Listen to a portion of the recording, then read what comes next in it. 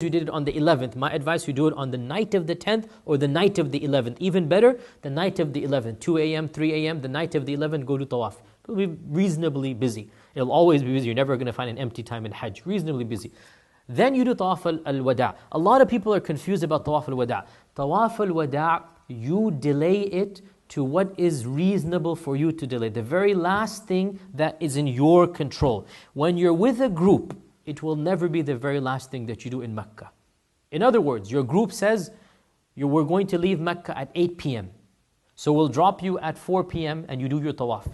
Now technically, you shouldn't be going shopping and eating shawarmas and wasting time after tawaf al-wada'. Technically, after tawaf al-wada', you're supposed to leave. That's the whole point, right? Now, you're with a group, somebody's late. What are you going to do? Wait.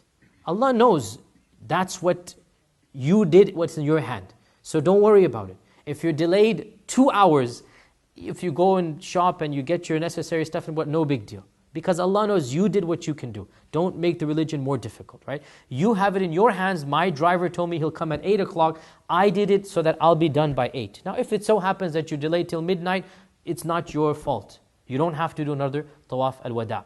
If you don't do tawaf al-wada' but you've done tawaf al-ifada, you've done the main tawaf, you must give a hadi. You must give a penalty. If you don't do tawaf al-wada' but you've done tawaf on the 10th or 11th or 12th, i.e. the tawaf of Hajj, tawaf al-wada' is wajib. So if you miss the wajib, what do we say about a wajib? What do you do if you miss a wajib? You sacrifice. You sacrifice. Therefore, your Hajj is valid. You must basically make up with a hadi. So you can combine only if you do it at the end. If you do tawaf on the 10th, you cannot combine because you didn't leave. You have to delay the tawaf al-ifada to the day that you leave. Suppose your bus is leaving on the 14th. You may do on the 14th of Dhul Hajjah. You may do one tawaf, which will count for both.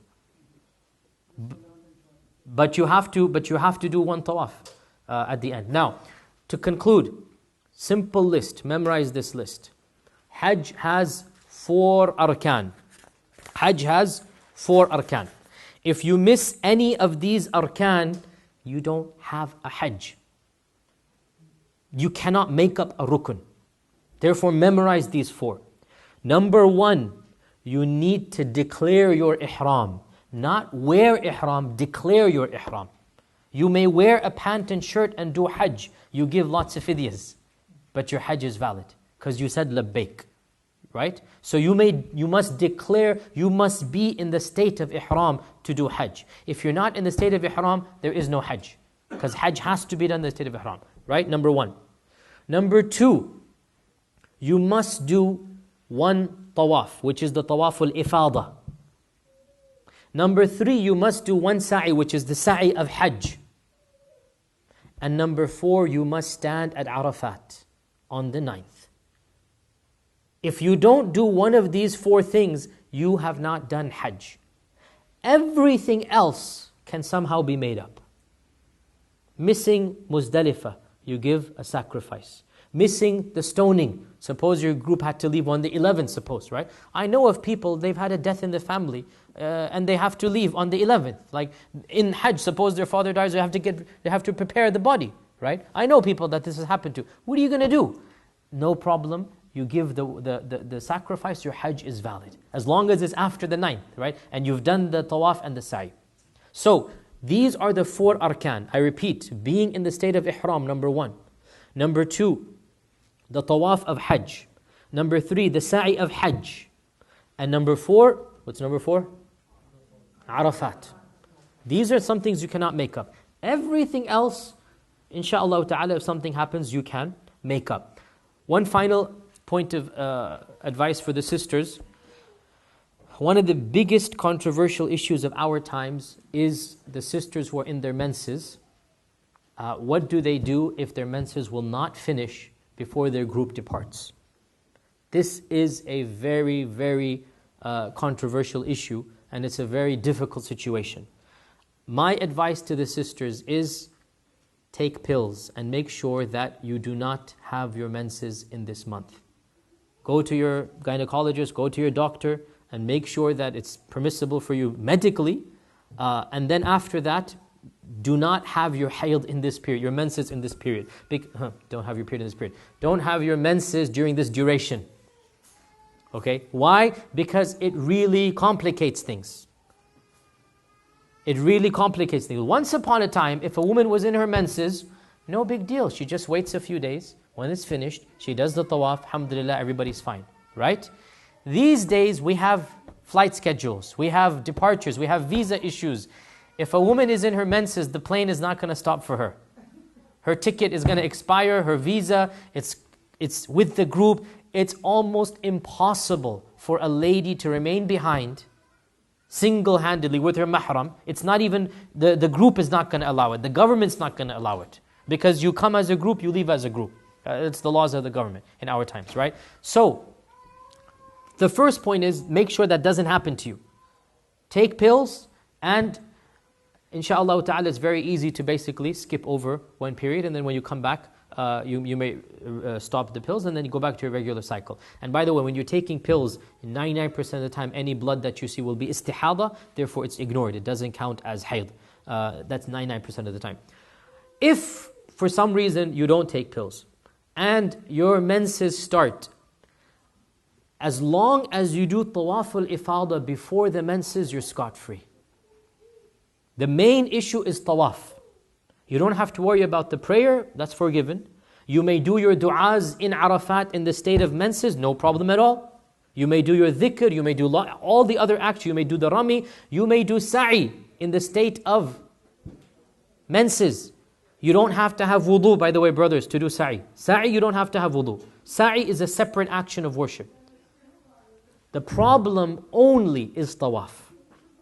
Now, if you've done the tawaf al-ifada, the Prophet himself said, authentic hadith, for menstruating women, the tawaf al-wada' is forgiven.